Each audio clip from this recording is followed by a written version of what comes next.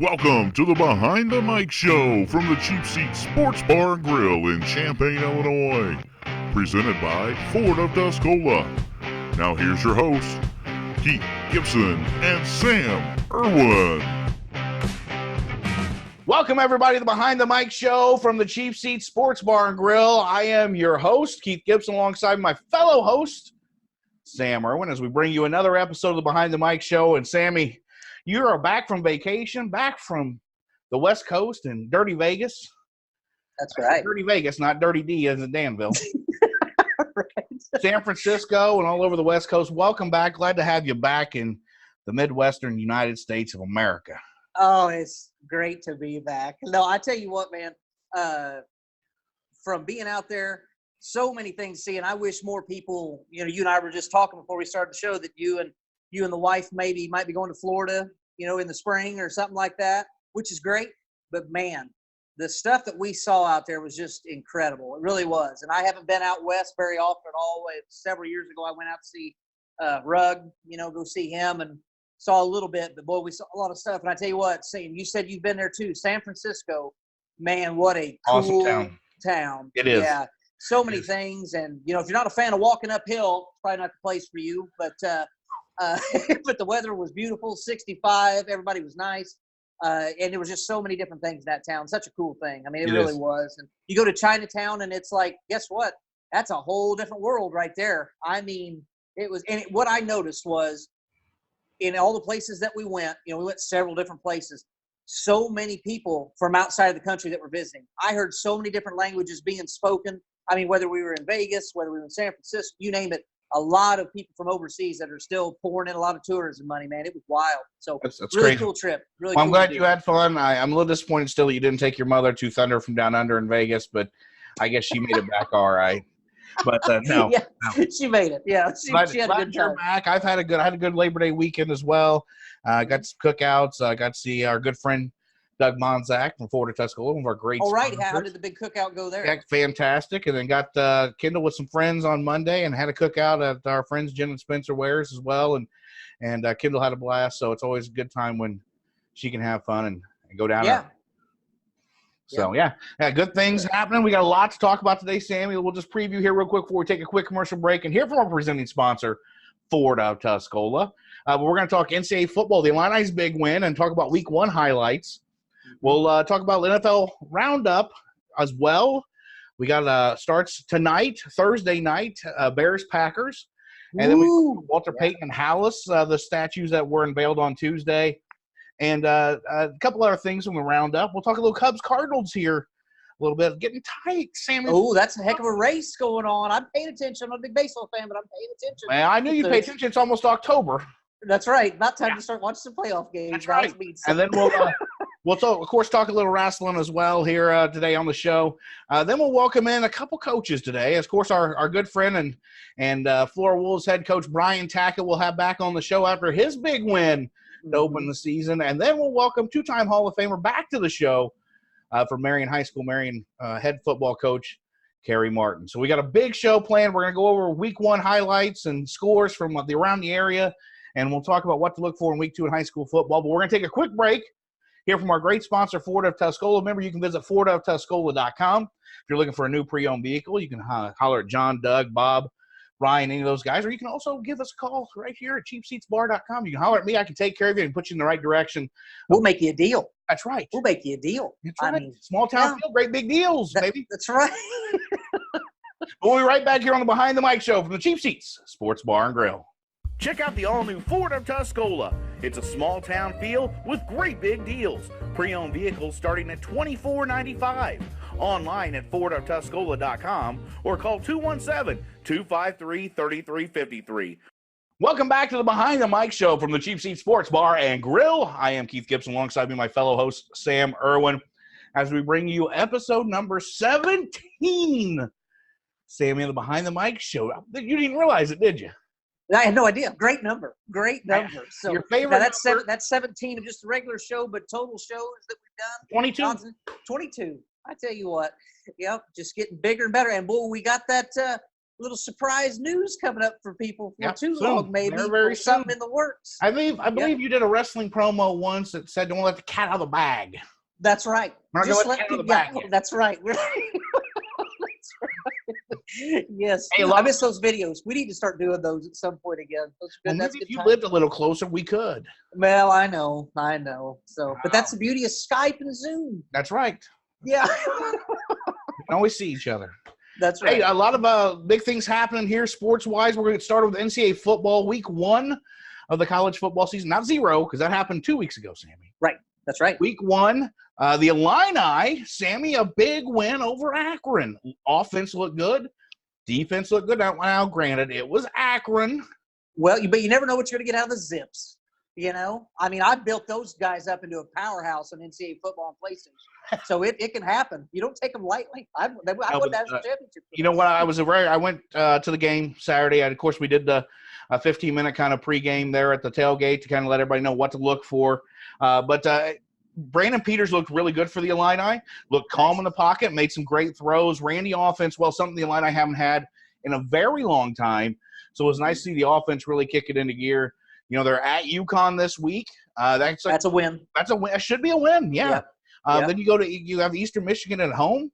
That's 3 wins. You should be. The Illini should be 3-0 to start the year, and if that happens, I mean, you only got to get 3 more. And a Big Ten that does not look very strong, Sammy. Even though it's 6 in the top 25 preseason. Right. Or 7. It was 7, wasn't it? 7. Mm-hmm. 7 in the top 25 preseason. So yeah, Purdue went down to Nevada. This week in the Big Ten. Yep. Florida State lost to Boise State, which I just hated seeing. You know, they were up in the first half, and I thought, okay, that's pretty good, and then choked like there's no tomorrow. The fan base has lost their minds already. Tennessee lost to who? Georgia State. Georgia. I didn't even know they had a program. Well, yeah. Wow. Near Tennessee, old Rocky Top is a little rocky right now. Mizzou lost to Wyoming. Right. Wyoming. They've only got cows out there. It's like, how do you lose to Wyoming? So cows they and said Kelly Bryant played well. I guess the transfer from Clemson played well, but Mizzou still loses. So, yeah, there were some upsets. Notre Dame played well Monday night in the second half. First half, a little rocky. It was. But when you're on the road on a Monday night, it's a big deal for Louisville. They came out, played hard, but then Notre Dame settled down. And then Sunday night, I tell you what, you know, as we see on our list here that you've made up as we're talking, Oklahoma looked pretty good. And who else looked really good? Jalen Hurts looked. Yeah, Jalen Hurts looked really, really good. However, now he is playing in the Big 12 now where there's literally no defense whatsoever. Nevertheless, he looked good. I think he had like 6 touchdowns combined, maybe 5, but he set a record for an Oklahoma opening game. Yeah, I know. Think of the people who played quarterback for them, and he set a record. Right. So he might have a big year for sure. It looks like and Lincoln Riley, what a coach. What a mind on offense. Well, yes. But now week 2, you got some great matches. We mentioned UConn and Illinois. I'm anxious to watch the Illini, see what they do on the road for the first time this year. Mm-hmm. I saw a lot of improvement out of the Illini. I saw a lot of – I don't know. I just got so excited Saturday all weekend long watching football. How was the crowd? You were there. How was the crowd? I was a little worried at first. I got there, of course, to hear the Undertaker bell toll before it came out, which was awesome. And listen to the marching band. I know that sounds really silly, but I love watching marching bands. Yep. And the marching Illini did great. Another thing that makes college football cool. Yeah, a little worried at first because the student section, the block eye, wasn't real full. But by the time kickoff happened, the horseshoe, I'd say about half full. Okay. Block eye was 3/4 full, so students actually came out. So I was impressed with that. And the sides were half to 3/4, so not a great crowd. Right. Which is sad to see because we've talked about it. If they would just fill the stadium, even for a half, it's amazing what would happen because the noise in there, just that amount of people was pretty awesome. So right. Well, and it's just a matter of, you know, fans are also I mean, they want to see some improvement too. So if you see 3-0, you know, then you're going to see some more people showing up. That Michigan game is all of a sudden starting to get bigger then. Right. Let's say Illinois goes in there and let's say they're, you know, 4-1, maybe 5-0, maybe. And you go up against Michigan, who's also going to be 5. That's going to be a big game. Might be on ABC. Might be. I mean, you don't know. Big Ten might get a good game. So Hey, speaking of that Michigan game, Sam, we want to remind everybody that the Behind the Mic Show Illini tailgate party will happen lot 47 that day. You can go to cheapseatsbar.com, order your Illini tailgate T-shirt, or if you're a silly Michigan fan, you can order a Michigan tailgate T-shirt too right there. Had some orders come in already, Sammy, and so a lot Very of nice. are coming. Yes. So order some T-shirts, and remember, all proceeds go to the Champaign County Shop of the Cop program. So we're not just throwing a party; we're doing it for the kids. That's right. You can't go wrong with that. No. And we're going to be playing some cornhole, I'm sure.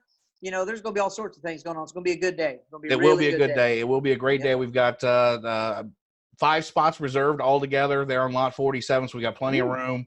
Mm-hmm. You can go and throw a little StubHub pigskin around. That's right. Mm-hmm. Right, we'll do a live show from there, so we're pretty exciting. Hey, moving on though, let's talk about what makes tonight special, Sammy. It's a start of the NFL season officially. Bears and Packers, and what a rivalry it is. The 100th season of NFL football starts with the greatest rivalry in all of football. I don't care where you're from, who you are. You can't say Bears Packers is not. And for your Chiefs heads, you can kiss mine. Anyway, moving on. And that rivalry is pretty well split right down the middle. It is. Over 100 games. It's really close. But I do think the Bears are going to annihilate Green Bay. Let's just hope Aaron Rodgers can make it through a half without getting hurt again. That's one of the most fragile guys, I swear. He bless his heart, he's incredible talent, but man, he's fragile.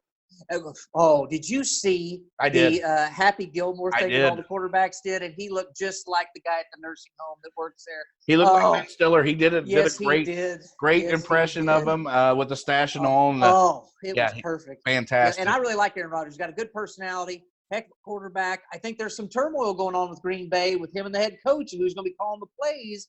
It's like, but I don't think it's really going to matter because I think the Bears defense is going to be wound up, and plus after that last year they definitely motivated of coming so close, and now they've hopefully got a reliable kicker. Sounds like Eddie's doing well. So what do you call him, the mule? Yeah, that's right. That's what I'm gonna call him. That's right. Yep, old Eddie. Yep. I like, and remember, everyday Eddie. As long as he keeps making field goals, we're good. Yep. So I think it's going to be a heck of a game, and I do think that the Bears defense is going to make it a long day for Aaron Rodgers. So. Yeah, I do too. But Tuesday was a big day for the Bears as well, as they unveiled the Walter Payton and George Halas statues at Soldier Field. And Sammy, 2 iconic legends for the Bears. There's not anyone better than Sweetness, really. The way he ran the football, and Halas is an amazing coach. I can't believe it took this long. Well, that's what I was going to ask you. Are you surprised it took this long, and are you surprised there's not more statues? I'm surprised there isn't more statues. People love going and seeing that, like when you go to Busch Stadium or you go to Wrigley. You see the statues out there. People get their pictures taken. It's a nice way to honor the legends that you've had. And the Bears, good Lord, think of the names throughout the years. Butkus, Sayers, Urlacher, Dent. Singletary, yes, thank you. I mean, so many phenomenal players. Fridge, why not? That one is a baby. We'll see. I don't know, but yeah, I mean, I think it's a good start. And Ditka needs a statue without a shadow of a doubt.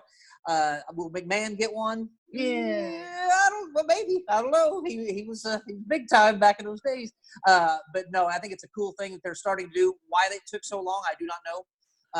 But it is awesome. I'd like to go up to a game and see them. For sure. That's the one place. If anybody has Bears tickets and just don't want to go to a game, let me know. That's on my bucket list. I've never been to a Bears game. I've never been inside Soldier Field.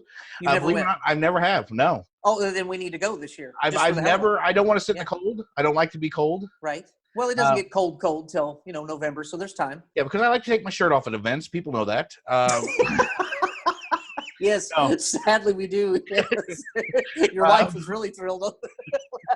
I'd like to go to a game. That's that and a Notre Dame football game. I've been inside the stadium, but never at a game. Ooh, my bucket list too is to see and watch. And But anyway, so nice special moment for Tuesday night or Tuesday afternoon for the Bears. Season kicks off tonight. I'm going to ask you this right here. Who is the worst team in the NFL? Who's going to just hit the rock bottom this year?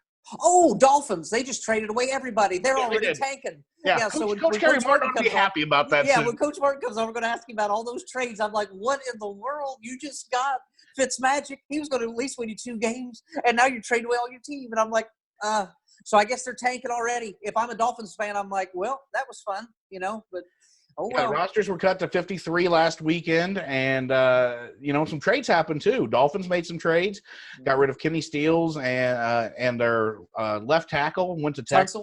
Yeah, went to the Texans. So Deshaun Watson's a winner. Yes. Oh yeah, Texans are loading up, but then they trade away Jadeveon Clowney. Yeah, traded him away to Seattle. And now I didn't understand that trade. I know he's on the tender for the year, sign the tender, but did you understand that at all? Well, from what I heard about it, and I haven't watched as much Texans as I should because I really enjoy watching, the quarterback play. Watson is awesome. I've always liked him. He's a classy kid. Really enjoy watching him. But what they said about Clowney, and this is not a surprise because if you watch him in college, it was the same way. Doesn't really go hard every down. And plus, then he was wanting all this big money, and they're like, for what? You're not going hard every down.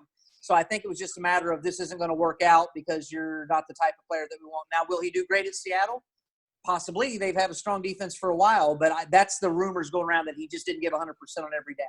LaShawn McCoy gets cut by the Bills and signs with the Chiefs. Hello, you're welcome. Ooh, yeah, wow. So now you've got McCoy in the backfield in Kansas City for that offense. Back with his old coach. Yes, so I think that Andy Reid, so that'll be big. A lot of moves here, and I don't think they'll be quite done before Tuesday when everything has to kind of be set. But other big news locally, Jacoby Brissett.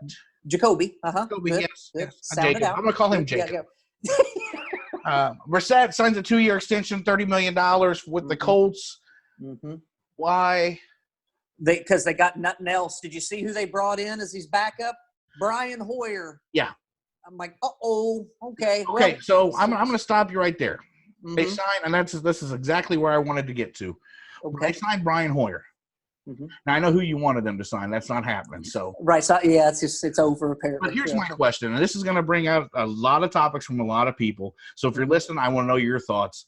Colin Kaepernick sitting on the sidelines. You're telling me Colin Kaepernick was not a better quarterback than Hoyer?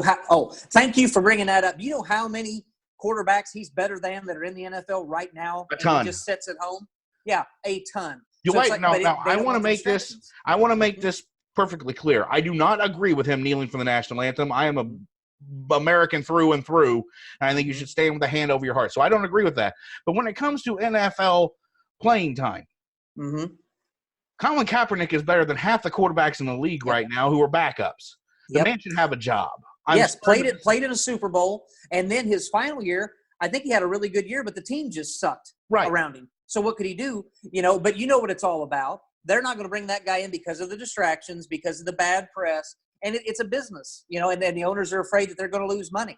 Now, granted, if you're winning games, then if you're a backup though, how much time is he going to get? What's it hurt? I don't get it, man. And now you see why he's suing the NFL is because he knows he's been blackballed. So because I just wanted to throw that out there because I don't think it's right. And as soon as I saw that they signed Hoyer, I'm like, really? Yeah. You can't even tell me that you can't give this guy a chance? Right. They don't even bring him in for a tryout. No. I think he's only done that a couple of times, and he stays in shape. I saw a video of him the other day getting after it, staying in shape, hoping for that call. It's like, once again, I don't agree with anything he does. I don't agree with players kneeling at all. But when it comes to evaluating talent, you want to put the best team you can on the field. Right. And I would rather have Colin Kaepernick as my backup than Blaine Hoyer. Right. And I've never heard anybody say Hoyer, he's not – yeah, right. I've never heard anybody say anything. He's never been in trouble. They have never heard anybody say he's not a good teammate. Never heard anybody say he doesn't work hard. So the only thing against him is he was taking a knee during the national anthem, and he's outspoken about issues that he feels strongly about. And as you know, look at Tim Tebow. He had too much circus around him. He was taking a knee praying on the field. Not obviously not during the national anthem, but there was just too many distractions, and coaches just don't want to deal with that. So, or owners apparently. Yeah. Well, some teams would rather suck than bring in somebody that could actually bring them a few wins. As much sense as that makes, that's the way it goes. None. But you're exactly right. Well, moving on from the NFL, Sammy, it's getting 1st of September here, and things are getting hot and heavy. Central Cubs Cards battling it out. Play a lot down the stretch.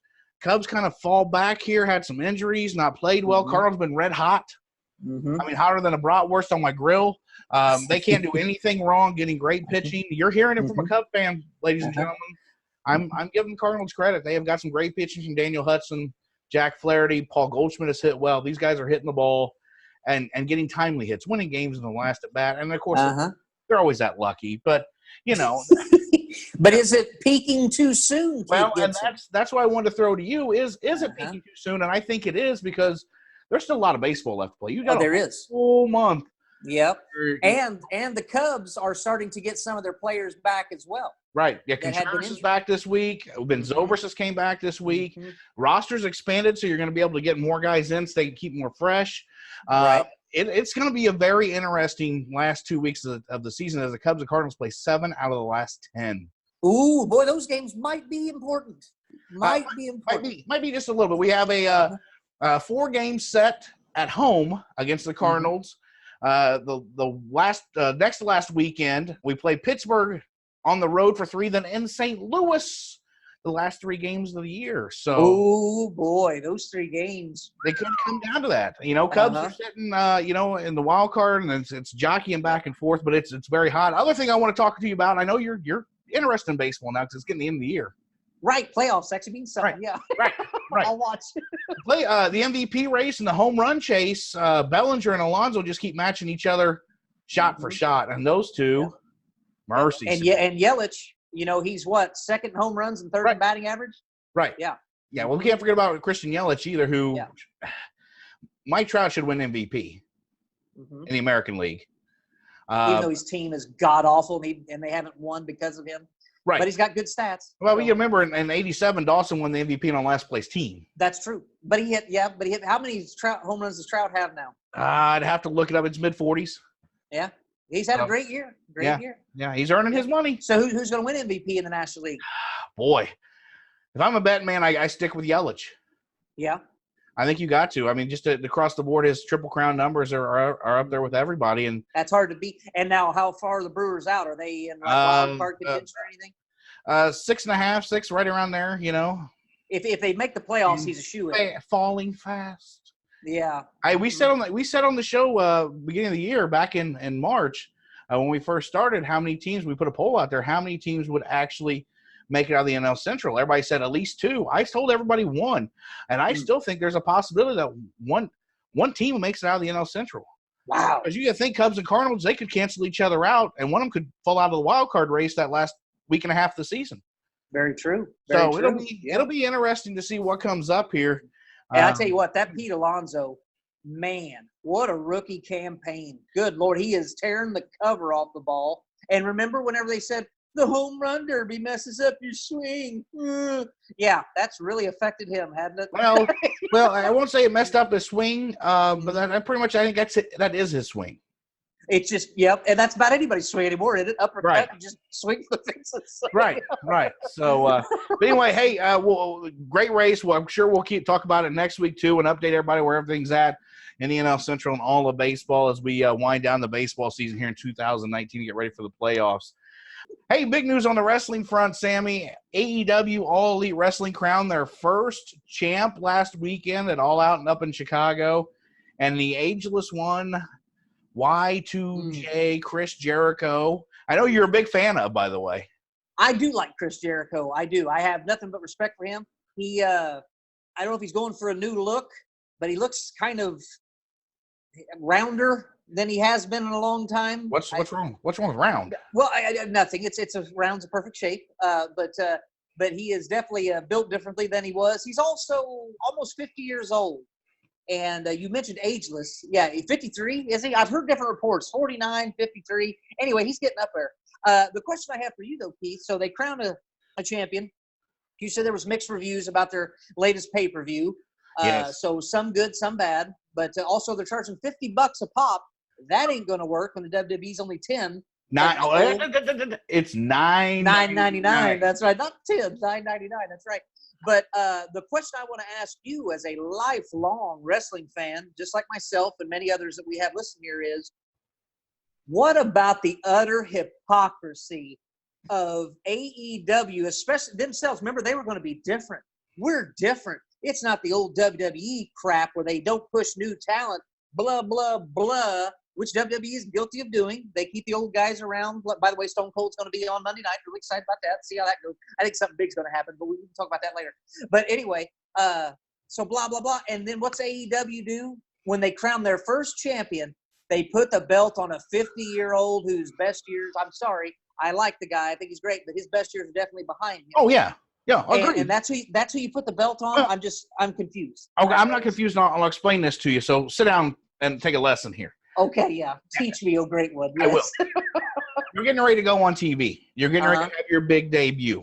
Mm-hmm. Who do you want at the forefront of that as your champion? Do you want somebody that nobody knows about? Right. Or do you want a face that you can actually put on the belt? And maybe he only keeps it for a couple months, but through that debut, you can have a face that all wrestling fans know to go along with that debut. I think that's the reason behind it. I don't think he'll keep the title long. And speaking of not keeping the title long, Sammy, it's hard to keep a title around your waist, but it doesn't leave fit. it in an airport. It doesn't fit, and then he left it. It was stolen, so it's out there somewhere, I guess. Someone stole the AEW World Title belt, the brand new one that Jericho won on Saturday night in the airport on his way home. Apparently his limo driver got the wrong bag and dropped it off somewhere else, but it's missing. You know what, though? Ric Flair never lost the title. That's incorrect. I actually heard him on the Stone Cold podcast a couple weeks ago. He rode to a bar with some chick, left the belt in the car, and then he got to hitting on another chick. So the chick he showed up with got mad, got the car and left, took the belt. So he had to call the cops. He didn't know her name. He had to call the cops to try That's to even better. this woman down. That's a better story than leaving it at the airport. But yeah, I'm just confused by that, and I get it. But here's my question to you, though, too, is, and I know you watch AEW. You're a fan of it. I've watched bits and pieces. I'm just kind of like, we'll see. And that's, I mean, but I don't know, man. I mean, my question is this for AEW is, if Chris Jericho is the biggest name you got and that's the face you're going to put it on, I don't know that you can compete week in and week out. Now, granted, I'm not sure they have to compete right now. I think this is a drawn-out process. On Wednesday nights. They do on Wednesday nights. I'm not sure they have to do that either because it's a total different animal. I mean, you saying it's not any different than WWE because they put the belt on Jericho, but it is different. So they got guys who a lot of people really, besides people who follow indies and things like that, really know. You don't see a lot of Nash and Hall and those guys who are a lot of ageless guys on there. If they go that route, then you might as well just chalk it up to a loss. But I don't think so. It should be WCW 2.0 is what it would be. Right. And I don't think you'll see that because I don't think Tony Khan and Cody Rhodes and those guys will let that happen. I would hope not. I'm really surprised that maybe it will happen. But shouldn't the belt be on Cody Rhodes' waist? Or does he need it? But he's the booker, and then his dad didn't. His dad did it when he was booking. I don't know if you want to do that. Vern Gagne did it when he was booking matches. Right. He wore the. Maybe he wants to focus on storylines and things like that, which they do. Yeah. So it'll be interesting. But also, I'm just interested to see week in, week out if they can put a product out there. It's one thing. You and I organized an event at Flora. We had months to plan, just like these guys do. That's not that difficult to plan something like that when you've got that much time. But to do it every week, live TV every week, that's a whole different animal, man. So I still think they'll beat WWE in the ratings early on because it's just people will tune in to see what it's like. Right. But how long will that last? Yeah, so I'm not sure. But Clash Champions come up too. I'm sure we'll touch base on that here in the next couple of weeks as we prepare for that. But Sam, we'll take a quick break. We're going to come back, talk a little high school football, talk week 1 scores and highlights, and then we'll get with two-time Hall of Famer and Marion High School football coach, Kerry Martin. So we'll be right back here on the Behind the Mic show from the Cheap Seats Sports Bar and Grill. One tree or a dozen, large estate or small corner lot, whatever you call home. When you have trees that need professional care, that means calling Beast Trees. Greg Miller, owner and operator of Beast Trees, is an ISA certified arborist. Beast Trees offers tree removal, trimming, and free estimates. They're fully licensed and fully insured. Call Beast Trees today to find out how they can keep your trees healthy and thriving. Call 217-260-4551 to schedule an appointment with Beast Trees. Welcome back, everybody, to the Behind the Mic show from the Cheap Seat Sports Bar and Grill. Your host, Keith Gibson, and Sam Erwin alongside you this week as we have talked some sports. Sam, we talked a little college football, but now we get into our Friday Night Mic segment here on the Behind the Mic show. And this week, week 2 of the high school football season. We welcome in week 2, Sammy, two-time Hall of Famer, and we welcome back for his second time on the show. Ladies and gentlemen, Marion High School football coach Kerry Martin joins us. Coach, thanks for joining us. Oh, it's my pleasure. Good to be here. Yeah. And Coach, once again, we appreciate you being on. And like we just said before we started recording, once we had Coach Martin on a few weeks ago, this show has just taken off, and we're getting a bunch of downloads. So when you get a legend on, that tends to help. So we'll go from there. So anyway, so what we do here, Coach, is we're going to review a little bit of your big win this past week, which is a big congratulations on that. Good start to the season. And then we're going to talk to you a little bit, just kind of a preview for the week coming. So we don't review a whole lot; we preview. So you can kind of talk to us about your upcoming opponent and what you might see. So anyway, so last Friday night you guys rode clear up to Muhammad, and came away. Sammy. Yeah, that's right. Yeah, that's where I lived the past couple of years, up around that neck of the woods for sure, in Muhammad for sure. But you got a nice 34-13 win. Now, one thing that I read in the write up on it through your local paper was you started off in a tight offense instead of your usual spread. What made you decide to start off in a tight offense, just to kind of see how they'd react? Well, no, it was field position. We started the first couple of drives really deep, and I think one of them was inside the 5-yard line. A lot of times we'll go to our short yardage or our goal line offense, to get off that area and try to move the ball and get some room. And sometimes if it works really well, if we get a couple of first downs, we'll just stay in it. We got all the way to midfield, and we didn't end up scoring in that drive. But the good thing is we changed the field position, and that ended up being a big deal. So the first 2 drives, we were kind of in what we call our tight or short yardage offense, and just because of field position mainly. Okay, gotcha. All right, and looking over the stats here, one name that pops off, and there was a quote, of course, in the newspaper write-up. This kid Newsome. What can you tell us about this kid? Sounds like a stud. Yeah, Vincent Newsome's a sophomore wide receiver. He played some last year as a freshman for us, and just got better and better as the season went on. Of course, we've had our eye on Vince for a long time. He's had brothers play for the football team and in our program, and so we've known him since he was a little bitty guy.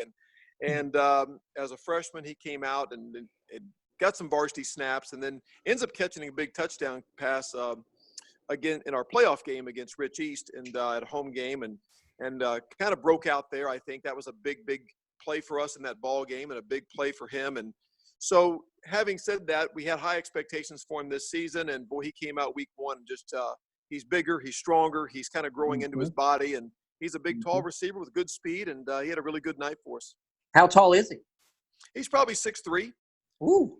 He's got good reach. He's the my kind of size. guy he's the kind of guy that's got that. Yeah, he's got that upstairs window you like in a receiver. You can elevate the ball some, and he's a big target, but he's also got really good speed, and that continues to get better as he grows into his body a little bit, and he's going to be a big kid. By the time he's a senior, he's going to be a big body out there, as well as a very athletic athlete. So we're excited to have him, and he's blocking better. He's growing as a player, and now he ends up playing defense for us as well and picks off a pass too. So he had a pretty good night for us. Sounds like, yeah. Coach, one thing with Newsome, are you going to keep him out, or are you going to be able to bring him inside some too? Maybe not necessarily play a tight end, but maybe an inside slot to match up against some linebackers, give you some mismatches on offense. Yeah, we do it. Yeah, we actually do that. We try to get some mismatches. We have some formations that will put him inside as the slot. We'll move him to both sides also, left and right, and we'll take him in motion also sometimes to kind of free him up from different coverages. And so we've got a number of things. We had a pretty good receiver come through here, Jaden Lacey, a few years ago, and was an outstanding player for us. And we're doing a lot of the same things with Vince that we did with Jaden, just because we learned how to, kind of hide him or free him up and do some stacked formations and just do some different things to make it more difficult to cover him. And I tell you what, if he keeps it up and you move him inside like that, I assume at some point you'll start calling him Ozzy, right? I mean, got a predecessor with a name like that, so yeah. Yeah, he's. I tell you what, he could be a number of things on our football team as far as I think he'll be big enough someday to play a true tight end spot if we wanted him to. But as I said, I like the idea we can move him around a lot at our Z position, and we can play him a lot of places, inside, outside, left side, right side, and so he's off to a good start. We'll lean on him pretty heavily because we're always looking for big play potential in your team, and that's a Mhm. huge factor in our offense. And, he can give it to us. Very nice. Well, your quarterback threw for 151 and ran for 81, so he had a good, solid game as well. And then your running back also ran for 128. So it sounds like offensively it was some good balance between running and throwing.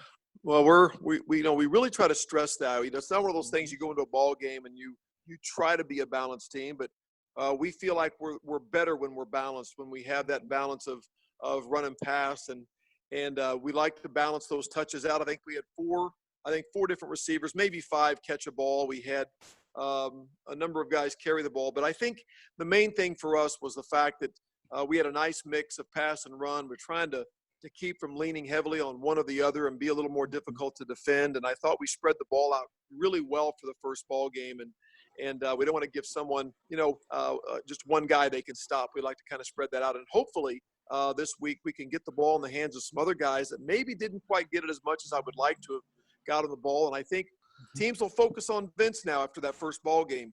And we tell the other guys, this is a chance for you to shine and, get some opportunities.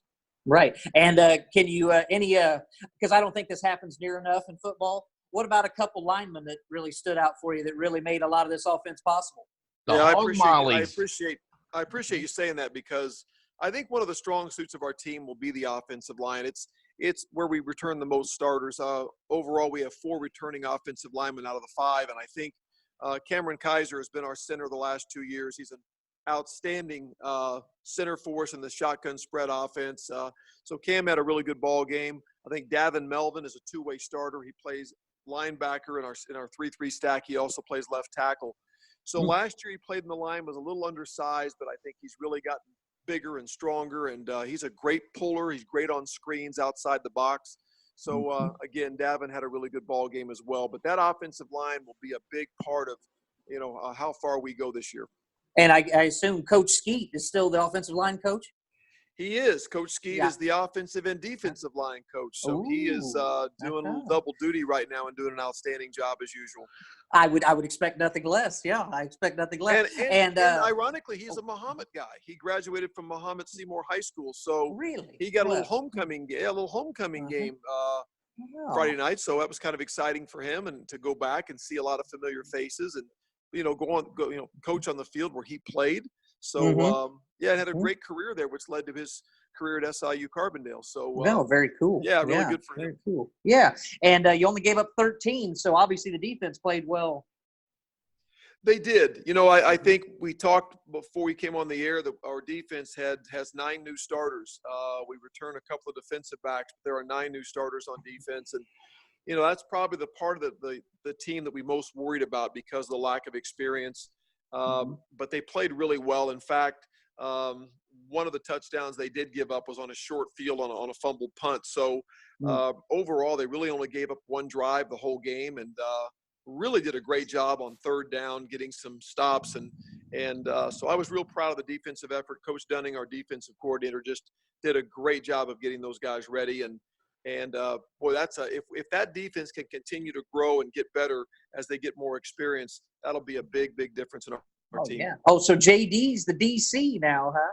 JD is the DC. You got it. All right. Well, Coach, one question I have for you. I know that's a drive from Muhammad, especially from down in Marion.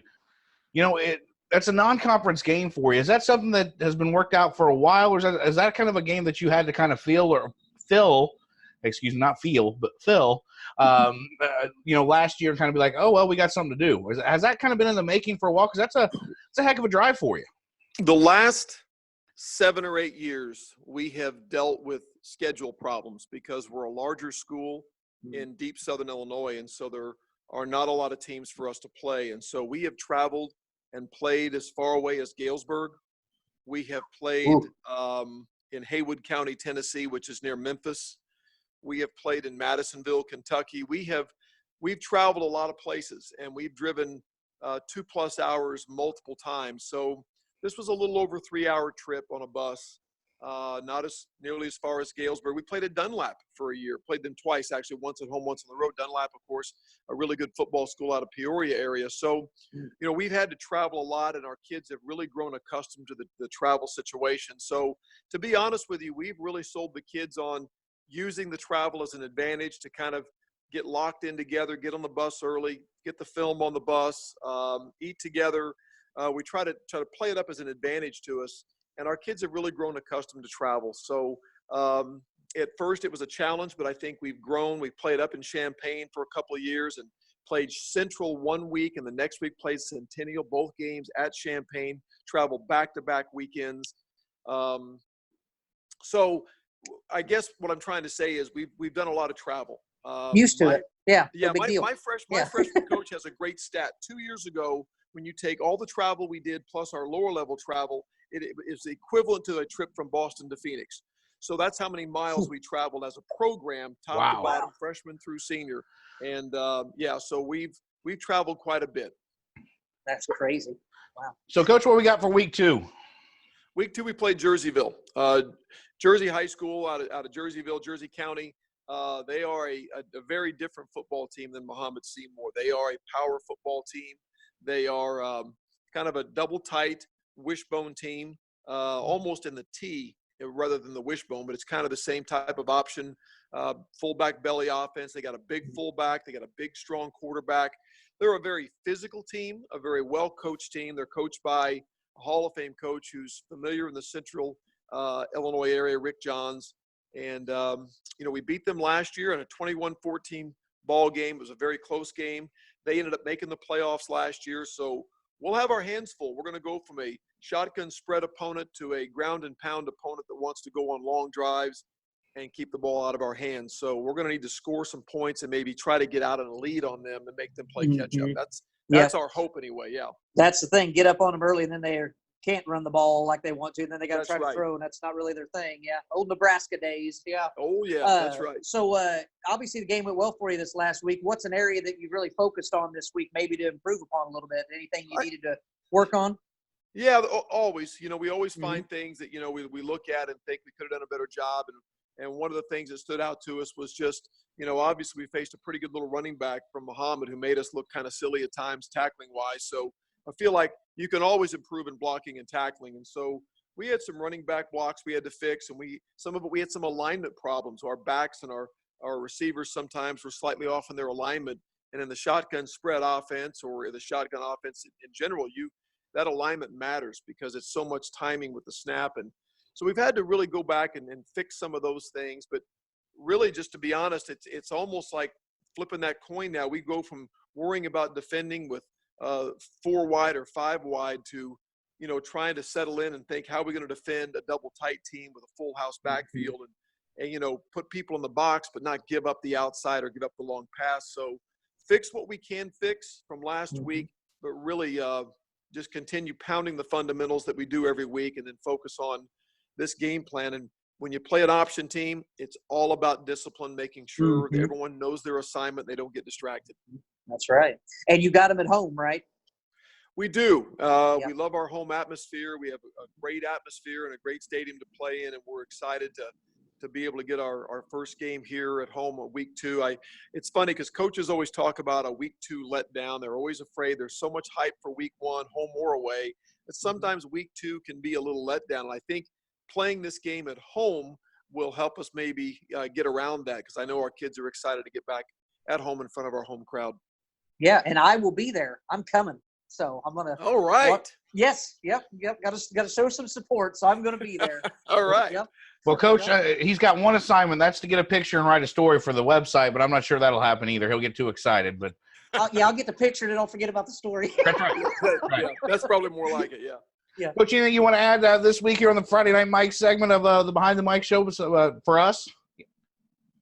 No, what you guys do you guys are really good at this, because I've done this for a long time with a lot of different people, and I really appreciate what you do and how well you do it, because it's really good. It's good for sports. It's good for the schools. It's good for the kids to see this being promoted and talked about, and you make it fun and you make it interesting. And in this day and age, we need more of that.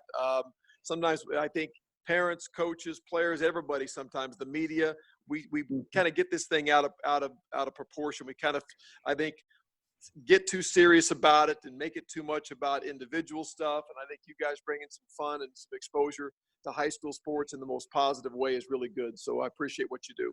Well, we appreciate that, Coach. Well, and I hate to leave this on a bad note, but I do need to know what is going on with your Dolphins. There's a fire sale already, and the team hasn't even started playing yet. I was like, what's going on? Listen, Sam, I try to tell you, listen, it is an agonizing thing to be a Dolphin fan. Listen, this is something that has been, I'm so used to it now. There's nothing they could do now that would surprise me. Ever since the Marino Shula era ended, it has been a dumpster fire. So if I'd woke up with my head sewn to the carpet, I wouldn't be more surprised. Exactly. No, it's sad. It really is. It's I don't even follow as much as I used to. I just roll my eyes and shrug my shoulders and just. So you're like a Cub fan, Coach. So that's how you feel. Yes, Yeah. yes, it is. I got it. Ladies and gentlemen, Coach Kerry Martin, Marion High School football head coach. Coach, we can't thank you enough for being on our Friday Night Mike segment. I know, Sammy, you'll be looking forward to seeing you as always. Oh, absolutely. We're a mentor to him as well. And good luck, Coach. Guy. Thank you. We thank you for joining us. And Sammy, you'll have an update for us next week on what happened with the game? Yes, sir. All right. All right. We'll be right back on the Behind the Mic show when we welcome in Flora High School head football coach Brian Tackett as we talk their big win in week 1 and talk about what they're going to do week 2 against the Marshall Lions. We'll be right back on the Behind the Mic show from the Cheap Seats Sports Bar and Grill. Ford of Tuscola has a large lot full of new and pre-owned vehicles. Check out their great financing, friendly staff, and professional service center. To help you get the most from your next vehicle, make the short drive to Tuscola and find a great deal on your next car or truck. Welcome back to Behind the Mic show. Keith Gibson alongside Sam Erwin, your host each and every week right here from the Cheap Seats Sports Bar and Grill. And we want to thank Coach Kerry Martin for joining us on our Friday Night Mike segment as we get you prepared for the high school football season from coaches all over, Sammy, the state of Illinois. Coach Martin down from Marion High School. We had Coach Sean Skinner from St. Joe last week. Who knows who'll be next week, but one guy we always have will bring on the show in just a few minutes, and that's Flora Wolves head football coach Brian Tack. But I want to talk about the man that ate 3 quarter pounders in one day. Yeah. But some a big things win. he'll never live down. Exciting. Hey, but week 1 scores a lot of things going on around the area in central and southern Illinois. We'll talk central Illinois first, go through some scoreboard and some highlights. Of course, we went over with Coach Martin. The Marion beat Muhammad Seymour 34-13. Urbana lost 42-6, Sammy, to Wheaton Academy. Tuscola, big winner in week 1 over Villa Grove Heritage 55-14. Ooh, Tuscola is always tough, right? Yes, I mean, yes they are. Program. State champs, Gibson City, Melvin Sibley, 32-8 winners over PBL, Paxton Buckley Loda. The Oakwood Comets fall 28-21 to Watseka in week 1. Yeah, that's not always a Blue Ridge over Martinsville 44-20. The Fisher Bunnies with a big win in week 1. They hopped on them early. They did over Hoopston area, Armstrong Potomac 57-0. They hopped on them a lot. Ooh, big feet on those rabbits, yeah. Clifton Central over Georgetown Ridge Farm, 41-18. You know, a lot of these are non-conference games early in the season. Mm-hmm. Central A&M over Westville, 41-6. Ooh, Westville taking a beating. Wow, that's different. Yeah. So those are not my Bismarck Henning over Iroquois West, Sammy, 71-3. But that's not even the top score of the week in Central Illinois. Nothing tops that. There's no way. Yeah, there is. We'll get to that in just a second. Okay. Arcola, 43-6 in week 1 over Argenta Orienta. Now, Arcola and Tuscola play in week 2. Sam, that's one to watch for here in week 2. The Cola Wars. The Cola Wars. You should go to that game.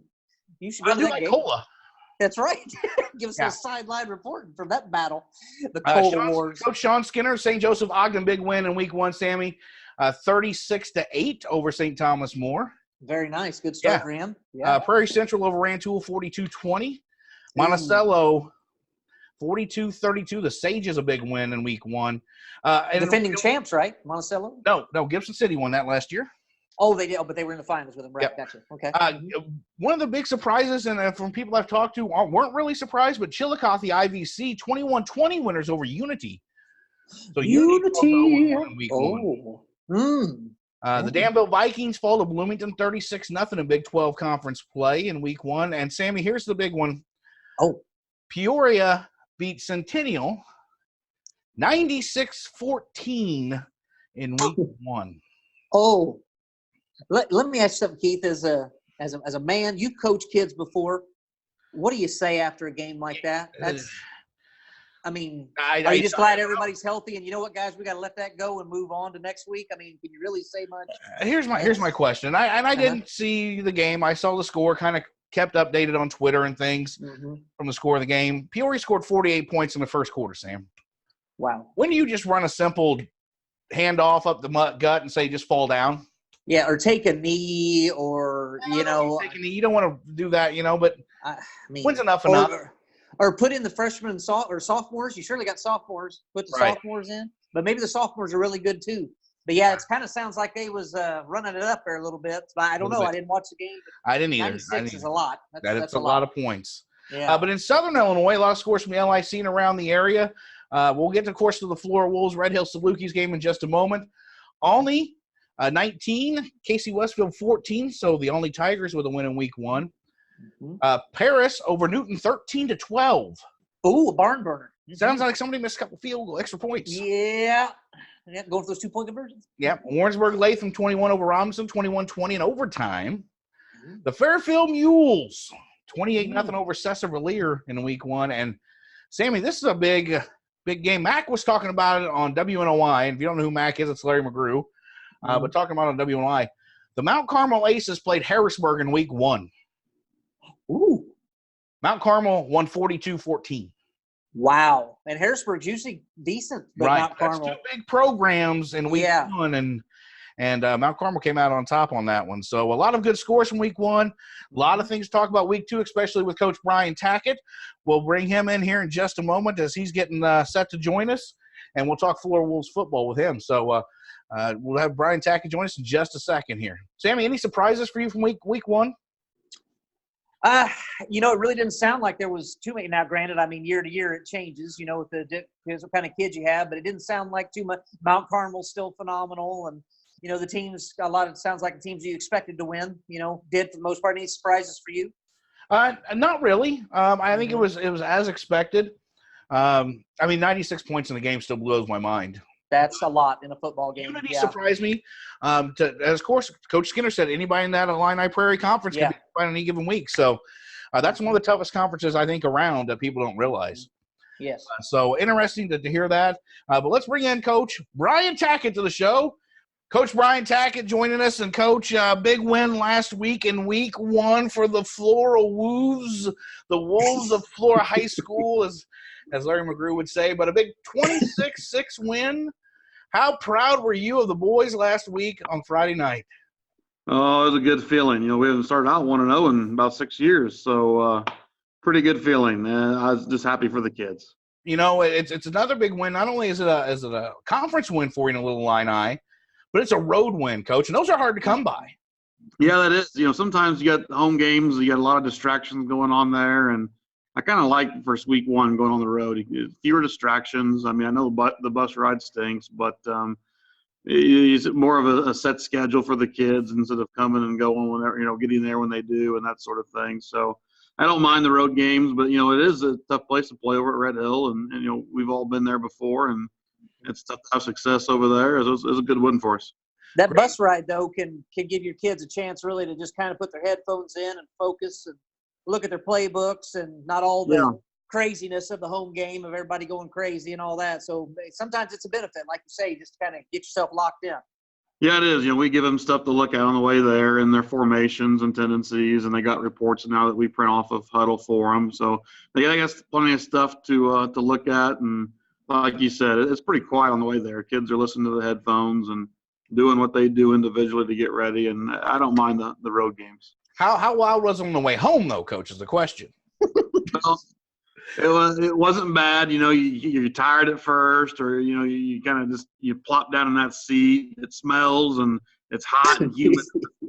But by the time they hit Clay City, they woke up and they were singing songs, and didn't sound like Sammy and Garth Brooks, but it it was okay.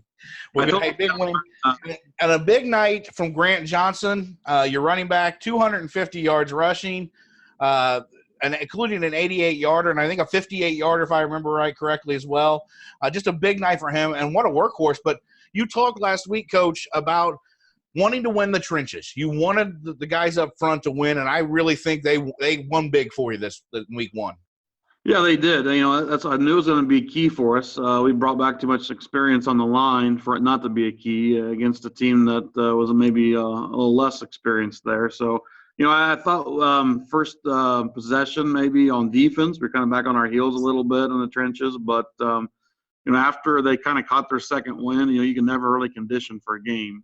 It's tough to replicate that in practice. But once they kind of got that second one, you're right. I thought our line on both sides of the ball played really, really well midway through the second quarter on, and many times was pretty dominant.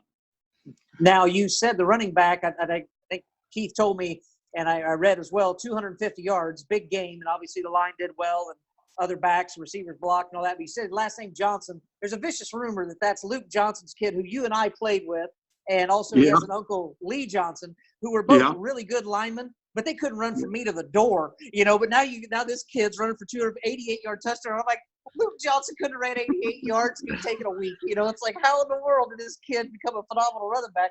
So that's a cool surprise. What a cool story, people that you played with, you're now coaching their kids, and then they come out and have a big night like that. That's really cool.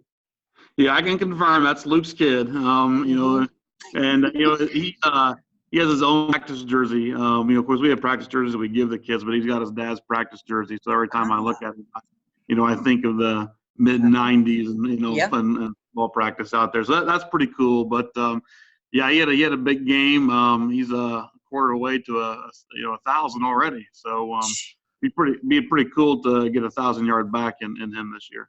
Well, I tell you what, we asked Coach Martin back in the heydays of the Eric Majors and all that.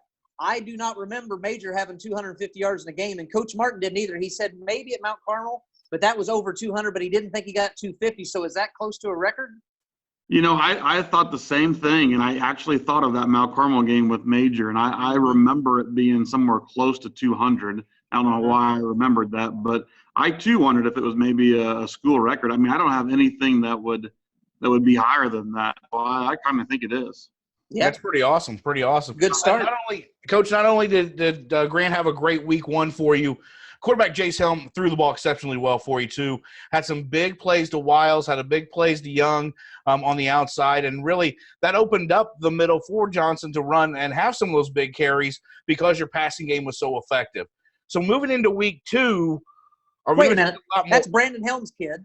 Another great line, a really good lineman back in the day. Couldn't throw the ball at all. I mean, come on, great guy to have in front of you, but he's not throwing the ball. Now his kid's a great player. What's going on at Flora Tech? Is that just phenomenal coaching? Is that what's going on? Is that what's happening right now? It's got to be the coaching, coach him up. But a great week all around for the offense. Defense played exceptionally well, both sides of the ball as well. And you went with the first half without any penalties. So that's big, too, coming into week one. Now, second half, you had a few penalties, but nothing really that hurt you big. Week two, you go into Marshall. Play the Lions. The Lions have always been a thorn in the side of the Flora Wolves. What can we expect from week two for the Wolves? More of the same? A lot of mix of pass and rush? Or are we going to see kind of the offense open up a little bit against Marshall? Well, probably we want to probably stay with with a little bit of the same stuff, But you mentioned Jace and Cole. I mean, they had passes of like 50 and 40, I think, or something like that. So 38 and 50. Anytime we can, what's that? 38 and 50. 38 and 50. There you go. So I mean, it brings back memories of slinging Sammy throwing the ball down the field. But anytime you can do that, you got those guys are your secondaries is laying back because they're expecting that kind of stuff and really made the easy for Grant to run the ball and for the linemen too. And we just had a good mix, I thought, last Friday, and we want to kind of stick with that as well too as we go to Marshall. We know Marshall will be a little bit different animal. They play a little bit of a different defense, but if we can still get good line play, get push up front, run the ball, and it'll set up our pass, and our pass will set up our run. Well, and they're going to be keying on your running back, of course, so you're going to have to look for other options a little bit, I'm sure. Yeah, when you go from week to week, things like, I'm sure Red Hill didn't have Grant Johnson in their game plan, or hey, we got to stop this kid, and before they knew it, first play from scrimmage, 58-yard run on them. So so this week, yeah, I mean, you got to take a look at your own film when you go to the next week. And if I'm Marshall, what am I going to do as a defensive coach? Yeah, I'm going to talk about Grant Johnson a lot in team meetings, and I'm going to talk about the line play and everything that we had this past week. So we got to, then they saw the long pass too. So, I mean, they're going to tire those things away from us. So maybe we hit them with some shorter slants and quicker pass game. And we had stuff that we didn't show last week too. So we'll be fine. So what kind of defense are we looking for, Marshall? What can fans expect to see from the Marshall defense? Are they in a 4-3, 3-4, or 5-2? Are they in, a nickel defense a lot? What are we looking for, Coach? Yeah, they'll How many run defenses you going to name? Hey, I got to know. Nothing else that exists out there. Like a pro style, like a 4-3, like kind of like what the NFL would run, a few years ago. But and they'll run like the cover 4 stuff, and Lawrenceville gave them a spread look, a lot same look that we'll give them. So it's kind of beneficial for us too to see a film of a team that try to do a few things offensively that we're trying to do, so we can really get a good look at what they're going to do against our formations too. But they're 4-3, and their defensive ends are like 6'5", 6'5" kids. So and basketball players, and they're good athletes. So we got to get their hands down and get passing lanes for Jace, because Jace isn't 6'5", he's about 5'7", 5'8", or whatever it is. But I feel his pain. Yeah. Yeah. But they're just good athletes. So pro style 4-3 defense, cover 4, and they'll mix in some cover 3 stuff too. Now, they won 21-8 over Lawrenceville, as you stated. They played Lawrenceville in week 1, so they come in 1-0 too. Offensively, what can fans expect to see from Marshall, from the Lions? Who's gonna be their big cogs coming out? Yeah, they're going to be a lot different than what we just saw last week with Red Hill. Red Hill's kind of the old school wishbone stuff that you don't see too much, but Marshall is more of the spread. They're going to take every snap from shotgun, and more of like most of them you might see in college with like a Big 12 offense. They one of those big 6'4", 6'5" kids is one of their receivers as well too. And last year the kid they had that was quarterback against us has been moved out to receiver too. He's a really good athlete. So they got 2 guys on the edge that they like to target a lot, and they kind of spread you out. And they got a good back, and they pull a guard a lot. And we just got to make sure we read keys, and the guards will take it to where the ball's going to go, and trust our keys, and we'll be all right there too. So a win in week 2, Coach, would put you at 2-0 coming back home. How good would that feel to come home with another W this week and come back for the first home game of the season and be 2-0?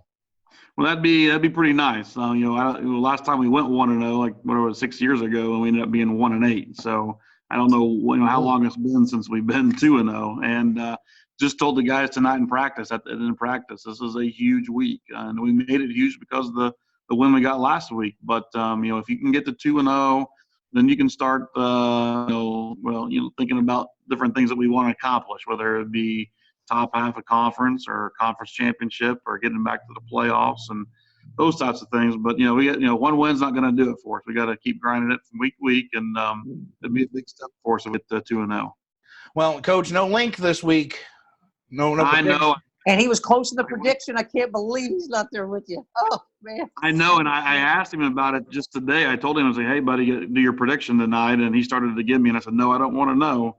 And I would have let him tell me. Now I went to the school to grade papers, and he had his first flag football game tonight. So he was tired, and he's going to go home and relax. So, How'd he play? Back on here next week. He had 2 touchdowns. He took to the house on the ground and through the air. So, but he's the Packer. Once again, Brian Tackett had great hands, not a lot of speed. Now his kid, what is going on in Flora? What's in the water? There's got to be an investigation piece on this, Keith Gibson. Yeah, he's not the swiftest of foot, but he had enough gas in him to get to the house tonight a couple times. Good. That's awesome. Hey, any surprises for you out of the scores from week 1 in the LIC, Coach? Yeah, just about a lot of those scores were surprises. I thought the ILLINI-Casey game was a bit of a surprise. Casey had that lead late in the fourth, and in the Paris-Newton game, I thought that was like a 1-point game, I think. So Yeah, 13-12. You just never know about week one. Sometimes kids are missing and it's a little crazy week one. So sometimes you got to wait to week 2 or 3 to kind of let things play out in conference. But man, I was really surprised about some of those scores this past. Oh, and hey, Tackett, how did you enjoy the Florida-Miami game when your Hurricanes lost to my Gators? How'd you like that? I thought you might mention that last week, but actually, I got off there kind of down from that game because it was ugly. I got last week thinking, I said, anything about the Gators game? I'm like, never mind. I was not pleased about the performance. Yeah, but you know what? I didn't expect them to really win, and I thought they played well at times. I think both teams will be fine this year. Yeah, I think so too. I think Miami's got a really good defense. They're young, new coach. It'll take a little bit. So we all know that you're a big Cardinal fan. Most everybody, if they don't now, they do. And you're a big Cowboy fan. Yeah. So exciting times for you in September. Read today, Zeke making a flight down to Dallas, maybe sign an extension. What's your take on that as a Cowboys fan? Well, first off, it doesn't matter what your take is, Coach Tackett, because he's not worth the money. Oh, man. No, kidding, Coach. Kidding. What's that? I'm just kidding. Go ahead. Oh, I was going to say, I don't appreciate the last couple of podcasts and all the trash talking that Maine and coking is. Family show, we don't need to bring up that stuff. 3 Super Bowl rings in the 90s. That's all we got to do. I'm about to unsubscribe, you guys. No, you won't do that. We know better. Coach, No. Thanks again for joining us week 2. Oh, hang on. Before we go, if we got a little bit of time, I do need to bring this up because this is the first time in the history of Flora, Illinois athletics, a person with the last name of Gibson got Player of the Week for special teams, I think. Tackett, can you tell us about that momentous? I mean, that's just not even humanly possible. So this kid, once again, how this is happening with these kids with the last name like Keith Gibson, that usually means you're just, a nice guy, but athletically average. But this kid now is Player of the Week. It's like, what are you doing down there? So that's fantastic. First time ever.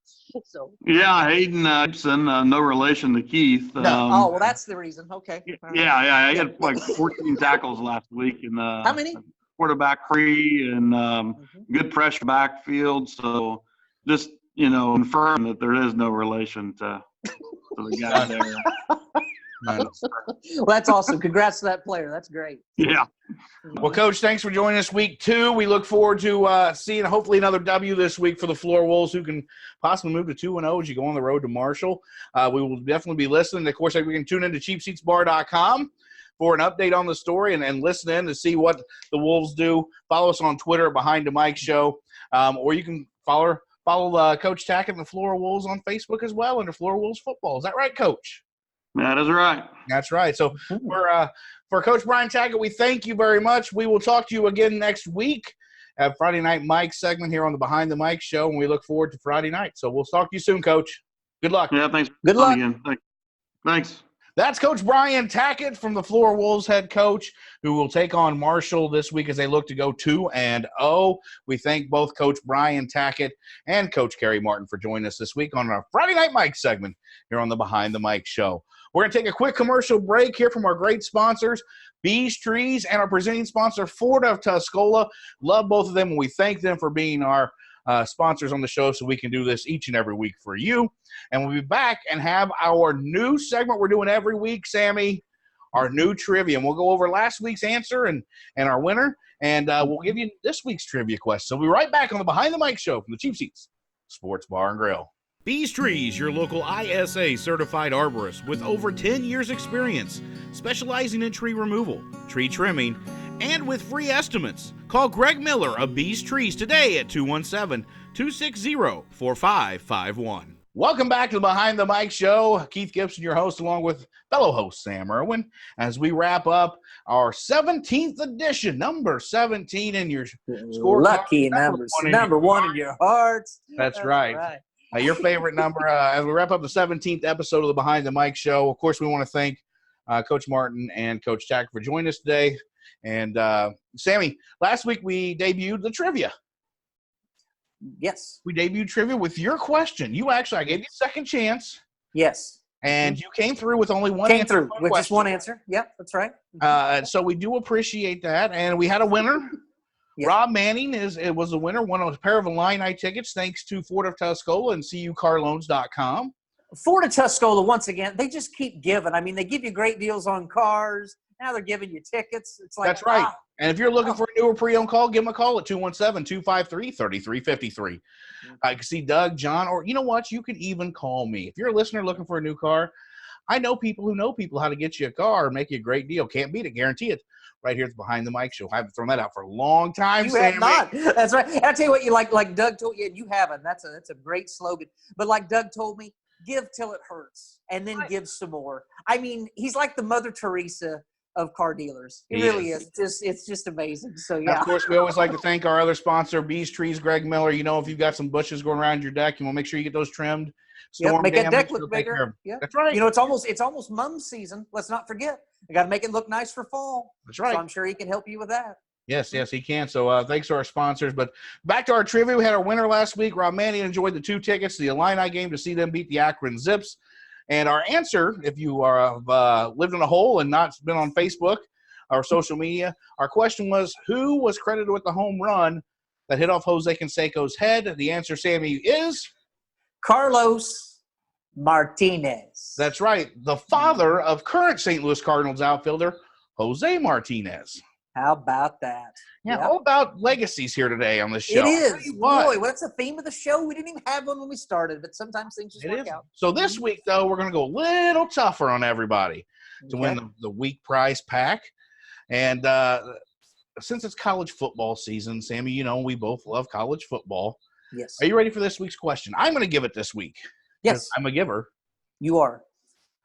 Back in the day, ESPN college football analyst Lee Corso actually played college football.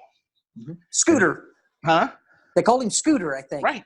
In the mid-50s, he attended Florida State, so he was a Seminole and roomed with another notable player who would go on to be a famous actor.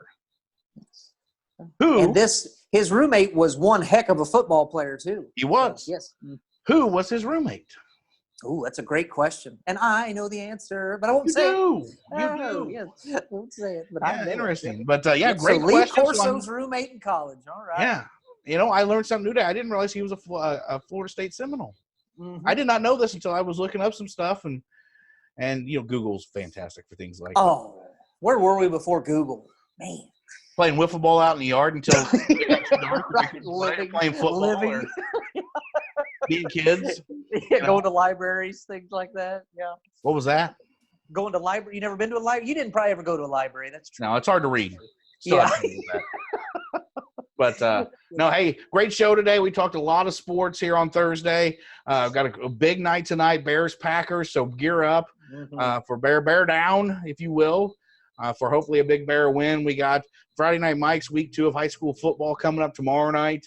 Cubs Cards are in a tight race. Wrestling's going crazy. Sammy, a lot going on. It's a great day and a great week and a great time to be a sports fan if you're yes, it is. like any sports whatsoever. But we'll wrap it up the show tonight. We'll come again next week, next Thursday, as we'll be with you every Thursday. Now, you can plan on every week now. Mm-hmm. Thursday mornings, you can tune in to the Behind the Mic show and the cheapseatsbar.com. And once again, we want to thank our followers, listeners. Right. The show keeps getting bigger and bigger. You told me before we got on tonight that last week's episode was the most downloaded yet. Yes. So it just keeps getting bigger and bigger. So we definitely appreciate those of you that listen. I'm glad you enjoy it. And keep providing the feedback because we want to keep getting better. And like I said, we got some news coming your way here before too long. It's going to be pretty cool. So it is. It's a big thing, but we can't let the cat out of the bag yet. Not yet. It's too soon. Too soon. That's right. Too soon.